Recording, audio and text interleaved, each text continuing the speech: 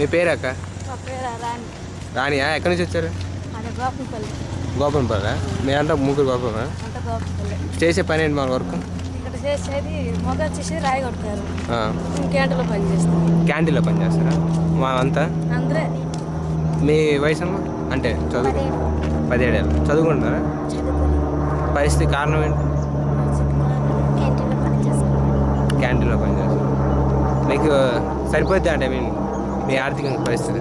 జీతం సరిపోతలేదు మాకు. అడిగితే ఇదే మాకు సరిపోతలేదు, మాకు యా జీతాలు పెరిగింది, ఇక్కడ గిరాకీ లేదేమి లేదు అని అంటున్నాను సార్.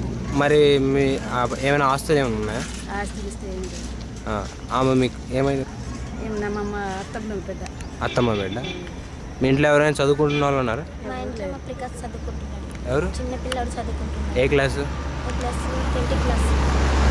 మీ ఇంట్లో ఏమైనా అంటే ఆస్తులు ఏమన్నా? మీ అమ్మ నాన్న ఏం చేస్తారు? మా అమ్మ మా నాన్న లేరు, చనిపోయారు. చనిపోయారా? ఓకే. మీకు ఇప్పుడు ఎవరు చూసేది అంటే గార్డెన్? మా అమ్మమ్మ ఉంటుంది. అమ్మమ్మ గార్డెన్ మీకు? మీరక్క మీ ఇంట్లో అంటే పేరెంట్స్ భర్త? మా ఇంట్లో భర్త లేడు, చచ్చిపోయింది. కానీ మా పిల్లలు ఉన్నారు, 4 పిల్లలు. ఏం చేస్తుంటారు? ముగ్గురు పిల్లలు ఇంట్లో ఉంటారు, అక్కడ తిరుగుతారు. మేకలు మెప్పడోడు, నడుపుతాడు. మా పెద్ద బిడ్డ నేను క్యాంటీన్లో పని చేస్తాను. మరి పరిస్థితి ఎలా ఉంది అంటే భర్త లేరు కదా ఇంట్లో? కష్టమే ఉంది. కష్టమే. ఎవరైనా మీరే లాక్కు ఎంతైనా మేమే పడాలి, మేమే లేవాలి.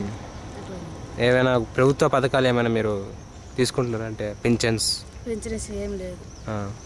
ఇల్లు ఎటువంటి మీ ప్రభుత్వ పథకాల గురించి ఏమైనా తెలుసా అసలు? ఉంటాయి, తీసుకోవాలి. బిల్డింగ్స్, ఇందిరమ్మ బిల్డింగ్స్ అని అవన్నీ కడుతున్నాము. ఉన్నాయా? మరి డాట్ గ్రూప్లో ఉన్నాము. డ్వాక్రా మహిళలు ఉన్నారు. మరి అది ఎలా ఉంది మీకు? అంటే అది మంచిగా నడిపిస్తుంది. మీరు మరి ఏం లేదా? ఓకే. మరి ఇప్పుడు పరిస్థితి కొంచెం ఇబ్బందికరంగా ఉన్న కారణంగా